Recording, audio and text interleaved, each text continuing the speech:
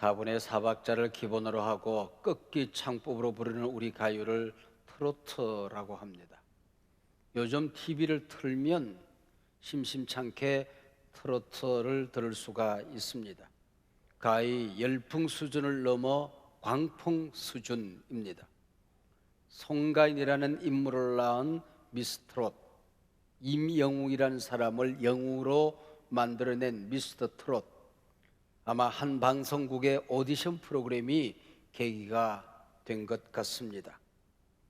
이 프로그램의 결성 무대에서는 공영방송도 아닌데 예능이 5% 정도 되면은 대박이라고들 하지요. 근데 무려 40%에 육박했다고 합니다. 국민의 15%를 넘어서는 773만 명 이상이 문자 접속을 했다고 하니 과연 광풍입니다. 노년층은 물론 40, 50대 신중년 젊은이 어린아이 할 것 없이 지금 트롯에 열광하고 있습니다. 왜 이렇게 트롯이 좋으냐 물었더니 이 고난의 시기에 고통을 잊게 해주더래요. 그리고 쉽고 재미가 있답니다. 뿐만 아니라 삶의 에너지를 주고 참 어려운 시대를 살아가는 우리에게 위로를 주더라지요. 지금 사람들은 저마다의 위로를 기다리고 있습니다. 어디 가면 삶의 에너지가 쌓여 있을까? 어디에 가면 희망을 찾을 수 있을까? 어두운 이 땅 한복판에서 어디에서 빛을 발견할 수 있을 것인가? 메시아를 기다리고 있습니다. 저는 목사의 한 사람으로서 지금 우리 교회가 트롯 한 곡만큼이라도 희망을 주고 있는가? 이 시대를 살아가는 어려운 성도님들, 이 시민들에게 위로를 주고 있는가? 우리의 예배가, 우리의 설교가 정말 이 시대를 살아가는 사람들 가운데 삶의 에너지를 주고 있는가? 저 자신을 돌이켜보는 계기가 되기도 합니다. 지금 온 세상은 탈종교, 탈교회 시대를 치닫고 있습니다.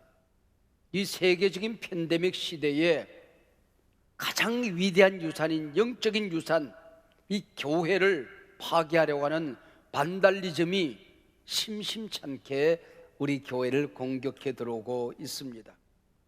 왜 세상이 이렇게 됐는가?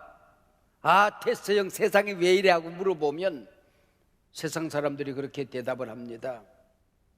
교회가 빛과 소금이 되지 못했다고요. 그리고 윤리적인 가마력을 잃어버렸다고요. 세상을 섬기는 봉사의 정신, 섬김의 자세를 잃어버려서 그렇다고 합니다.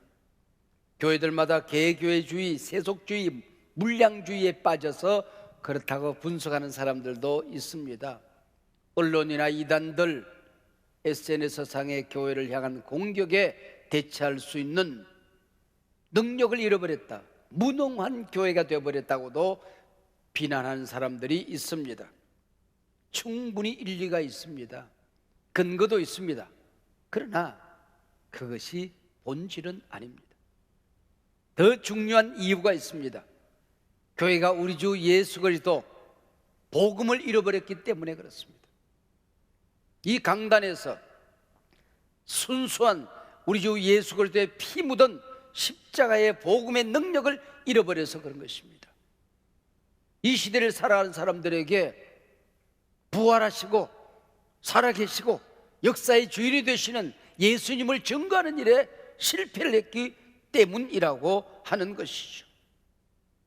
그 옛날 믿음의 선진들이 외쳤던 예수 천당, 천국과 지옥, 그리고 영생의 복음을 전하는 일에 실패했기 때문입니다. 여러분, 세상이 어지러울수록 이 아웃소싱에서 대답을 찾는 것이 아니라 인소싱에서 대답을 찾아야 된다는 많은 사람들이 있습니다. 그래서 교회는 인소싱이다 하는 책도 있습니다. 예배에서 해답을 찾아야 됩니다. 이 예배에서 은혜 받지 못하면, 이 예배에서 하나님을 만나지 못하면, 예배에서 하나님과 가까워지지 않으면 어디에도 해답이 있을 수가 없다는 것이죠. 흔들거리는 세상 한복판에서 어제도 오늘도 변함이 없는 하나님의 말씀 위에 굳건히 서지 않으면 우리가 서 있을 수 있는 힘이 없다고 하는 것입니다. 기도의 능력을 받지 않으면, 성령으로 충만하지 않고서는 이 위기 시대를 이겨낼 수 없더라는 것이죠. 우리 복음 안에서, 말씀 안에서, 이 예배 가운데서 우리는 이 시대를 이기는 힘과 능력을 공급받아야 하는 것입니다. 오늘 이 시간에는 복음의 가장 기초적인 단초를 우리가 붙들어 보려고 하는 것입니다. 구약의 성경이 끝나고 신약의 문이 열려지면 마태복음이라는 복음서가 우리를 기다립니다. 1장 1절, 아브라함과 다윗의 자손 예수 그리스도의 세계라. 그리고 문이 열려지지요. 근데 원문에 보면은 아브라함이란 단어가 처음 나오는 것이 아니라 예수 그리스도, 아브라함과 다윗 자손의 계보라 이렇게 나옵니다. 신약 성경의 첫 번째 헬라어의 단어는 예수 그리스도입니다. 마태복음 1장을 쭉 읽어 내려가다 보면 수많은 사람들이 등장합니다. 이 사람들의 등장을 통하여 성경은, 예수님의 오심은, 복음은 구약에 약속한 대로, 오랫동안 하나님이 우리에게 약속하신 대로, 예언해 주신 대로 이루어졌다, 그 얘기입니다. 여러분, 신앙생활 하다가 문득 성경이 정말 하나님의 말씀일까 의심이 될 때가 있습니까? 내가 삶이 하도 어려워서 정말 하나님이 살아계실까 믿어지지 않을 때가 있습니까? 그때 여러분, 신구약 성경의 예언과 성취라는 주제를 가지고 성경을 한번 읽어보세요. 약속이 어떻게 성경 안에서 이루어졌는가 한번 연구해 보세요.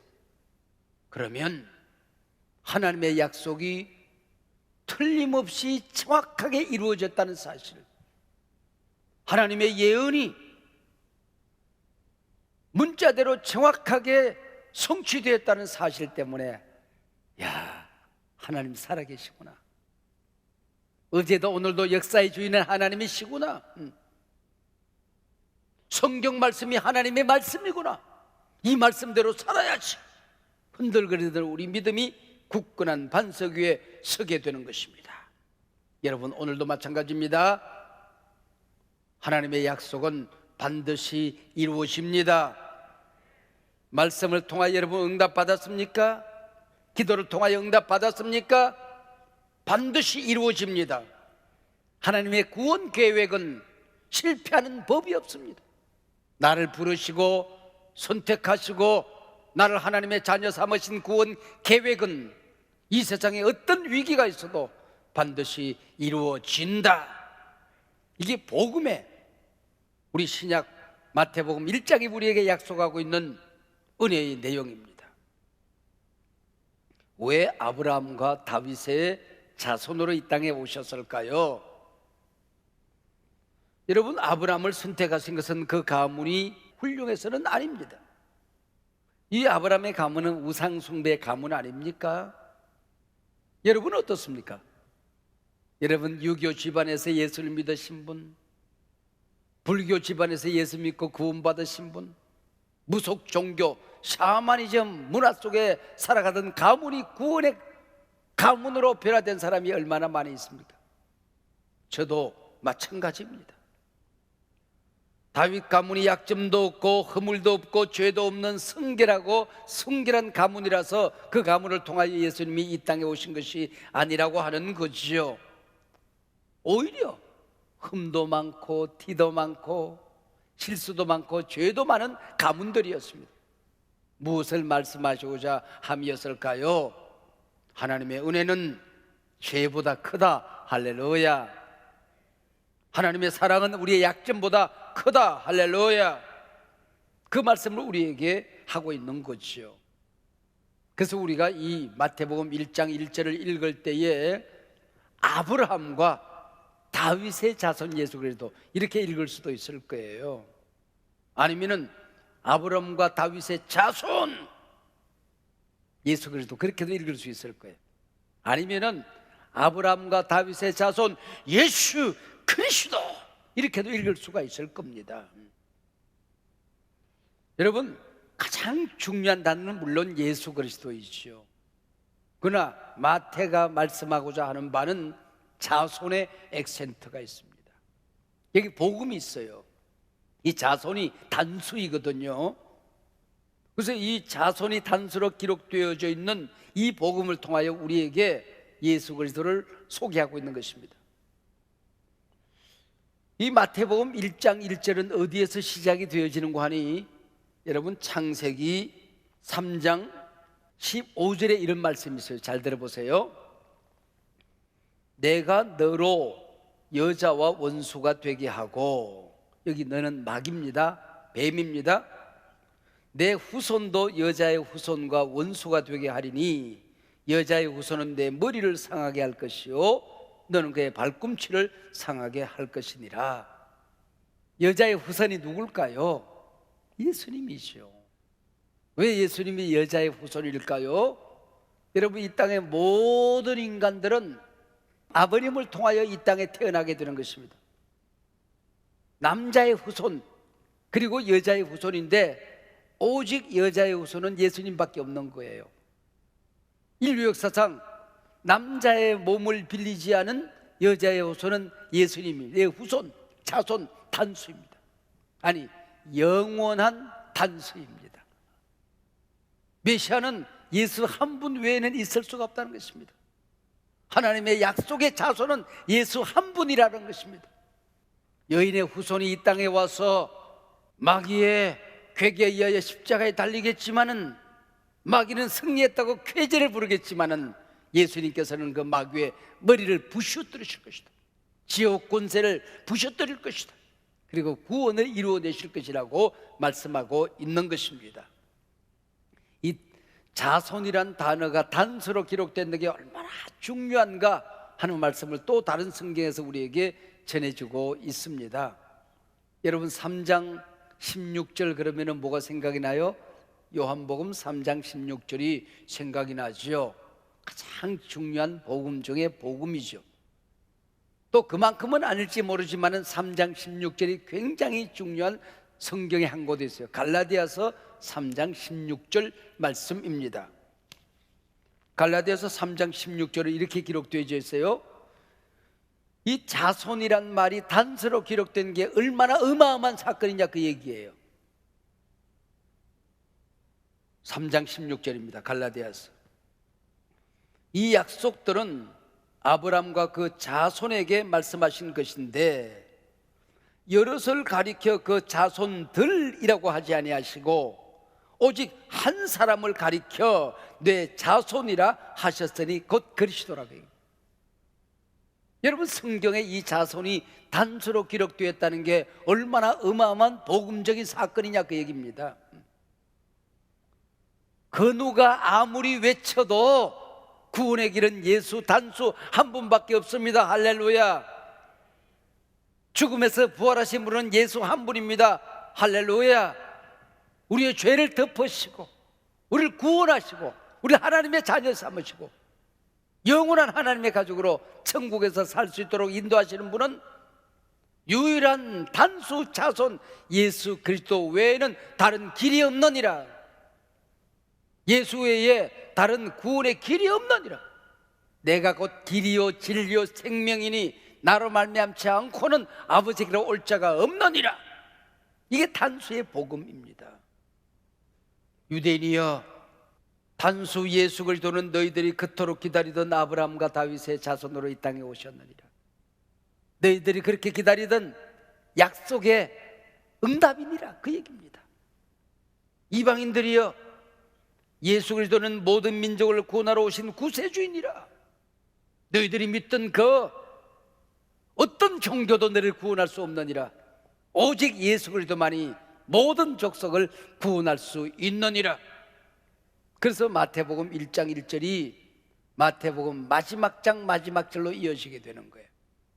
마지막 28장 19절 20절 이하에 보면은 너희는 모든 족속에게 복음을 전하고 세례를 주고 제자 삼으라. 이 모든 족속이 하나님의 백성이 되는 그 일을 위하여 단수 예수 그리스도가 이 땅에 오셨느니라. 이게 마태복음 1장 1절과 마지막 장 마지막 절의 결론이라고 하는 것입니다. 이게 성탄절이에요.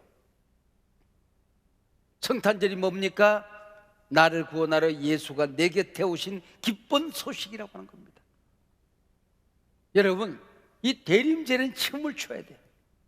우울했으면 안 됩니다. 예수님이 오시는 이 절기에는 기뻐 찬양해야 되는 것입니다. 예수님이 오시는 이 대림절 절기에는 승리의 함성을 외쳐대야 되는 것입니다. 왜요? 예수님이 날 구원하러 이 땅에 오셨기 때문입니다. 그 예수가 내 안에 다시 나시는 것입니다. 구원의 확정을 주시는 절기이기 때문에 그런 것입니다. 근데 마태복음 1장의 족보는 참 이상한 족보예요. 여기 보면은 족보라고 하는 것은 남자가 어떻게 가문을 이어가는가 하는 얘기잖아요. 근데 여기 여자가 나오는 거예요. 5명의 여자가 나오는 겁니다. 족보에 여인의 이름이 나오는 것도 이상한 겁니다. 그보다 더 이상한 것은 여기 5분이 나오는데 이 5분 가운데 마리아를 제외하고 나면은 종교적으로 결정적인 약점이 있는 사람들입니다. 윤리적으로 결정적인 허물이 있는 여인들이 여기 나오는 거예요. 마태가 이 여인들이 어떤 여인인지 몰라서 기록했단 말입니까? 족보에 여인들이 들어가서는 안 되는데 무지해서 기록을 했다란 말입니까? 근데 이 여인들이 없으면 메시아의 족보가 끊어져 버리고 마는 거예요.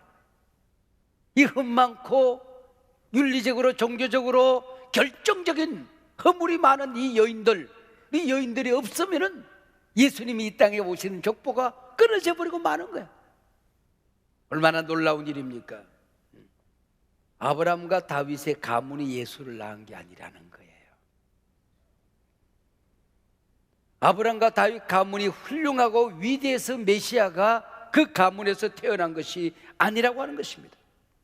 오히려 흠이 많기 때문에, 실수가 많은 가문이기 때문에, 죄가 많은 가문이기 때문에, 종교적으로 윤리적으로 결정적인 실수가 있는 가문이기 때문에 오히려 그것을 뚫고 예수님이 이 땅에 오신다고 하는 것이죠.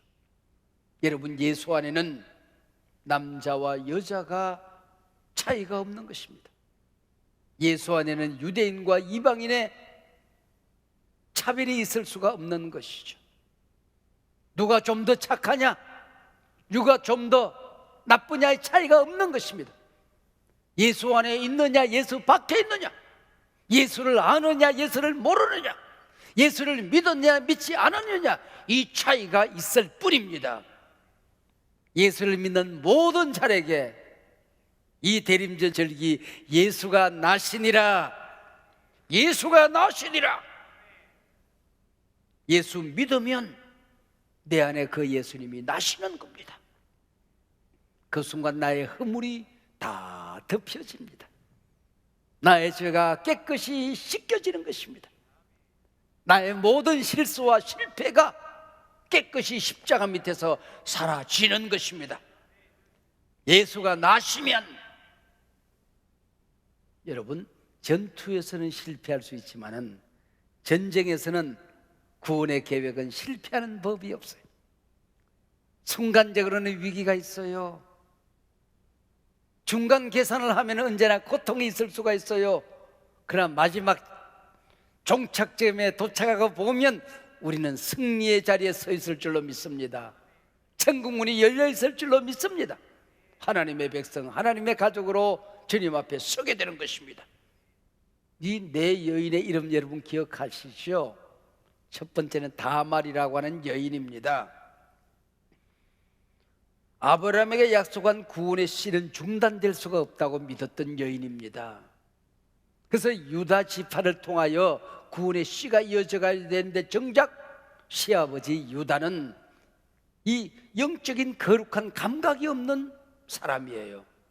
남편을 잃은 이 다말의 여인이 시아버지에게 몸을 던져서 시아버지 씨를 받아 아이를 낳습니다. 막장 드라마죠. 윤리도덕도로 타락해도 이런 일이 있을 수가 없는 거죠. 근데 구원의 족보 안에 이런 막장 여인이 들어있는 거예요. 라합은 누굽니까? 가나안 땅의 기생입니다. 몸 팔던 여인이에요. 근데 이스라엘 정탐꾼이 들어왔을 때에 자기가 가나안 백성이라는 걸 잊어버렸는지 이스라엘 백성처럼 행동을 합니다. 그 사람들을 살려줍니다.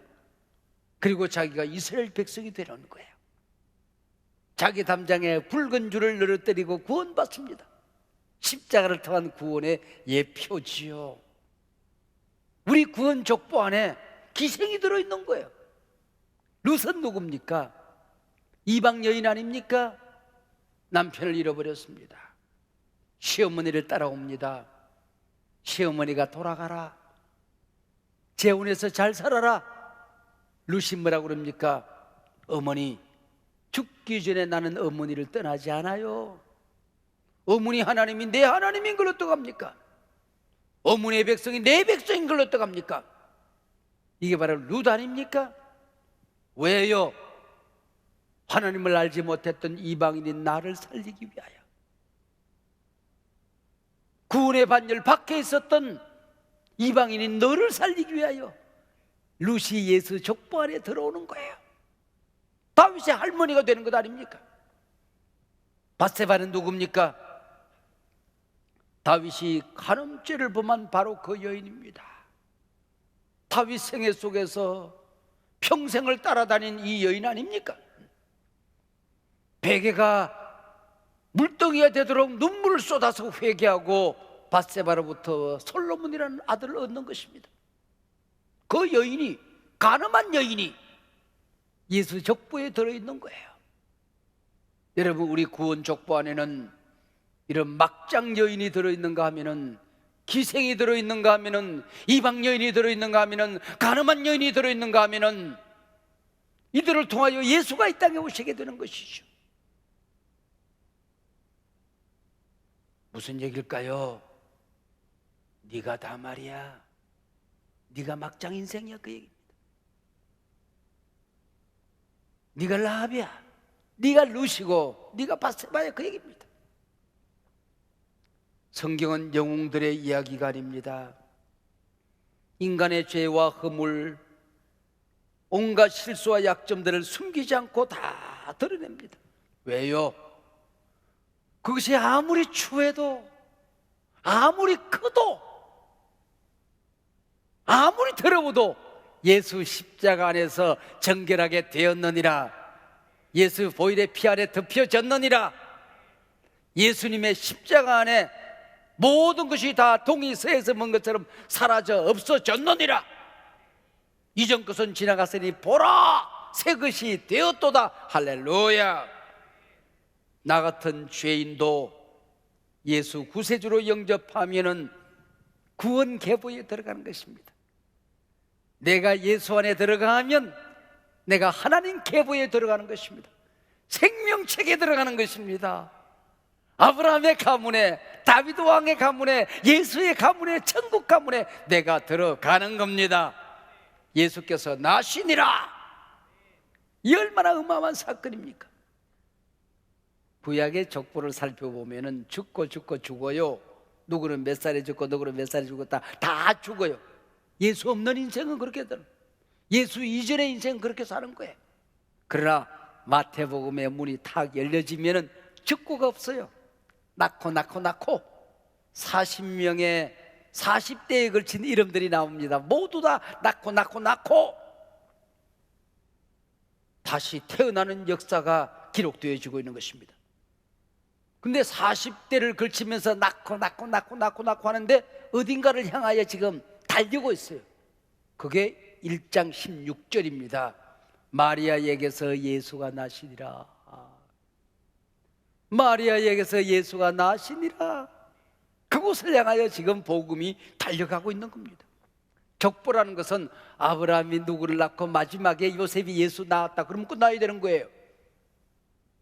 근데 모든 다른 기록은 남자가 주어입니다.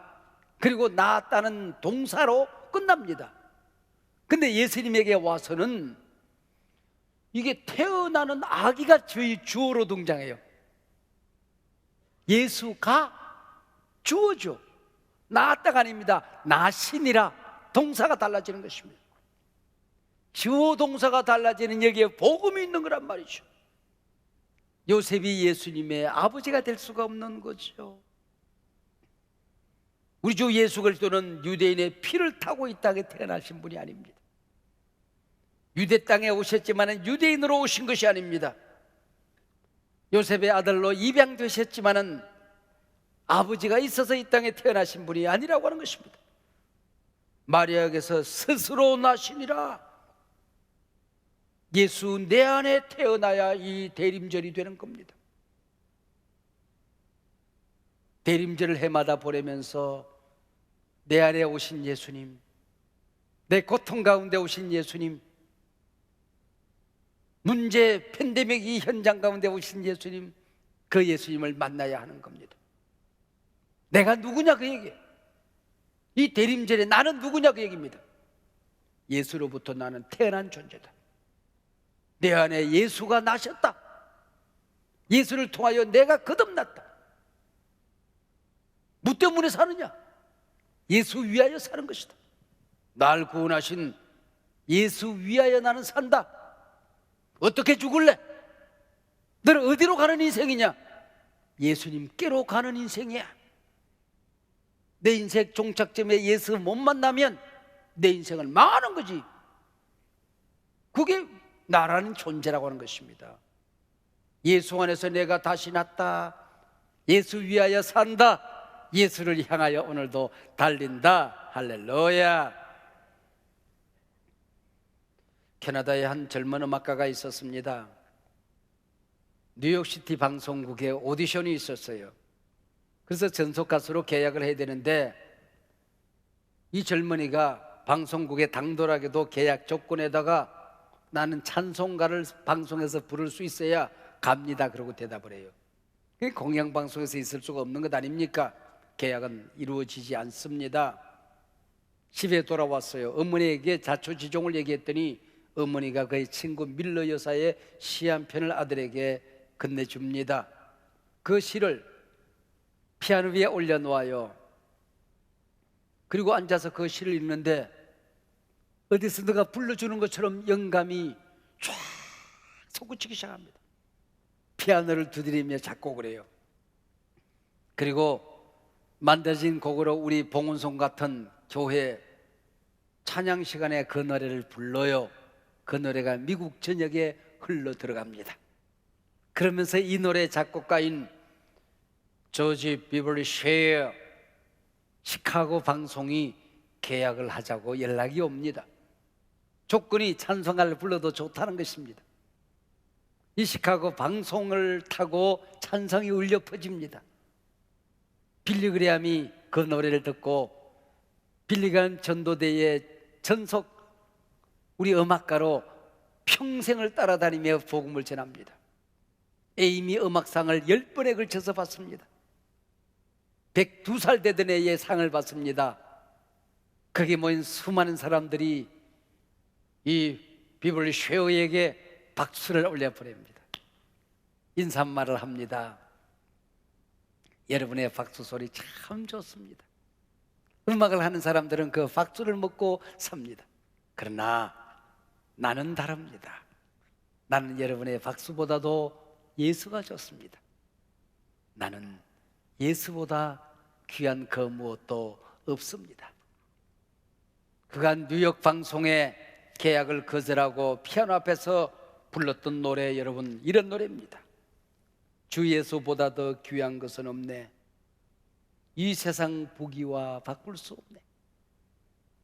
이 세상 명예와 바꿀 수 없네. 이 세상 행복과 바꿀 수 없네. 세상 즐거움 다 버리고 세상 자랑 다 버렸네. 주 예수보다 더 귀한 것은 없네. 예수밖에는 없네. 이게 쉐어의 고백이요, 우리 모두의 신앙 고백입니다. 오늘 내 안에 우리 곁에 예수가 나시니라. 예수밖에는 없네.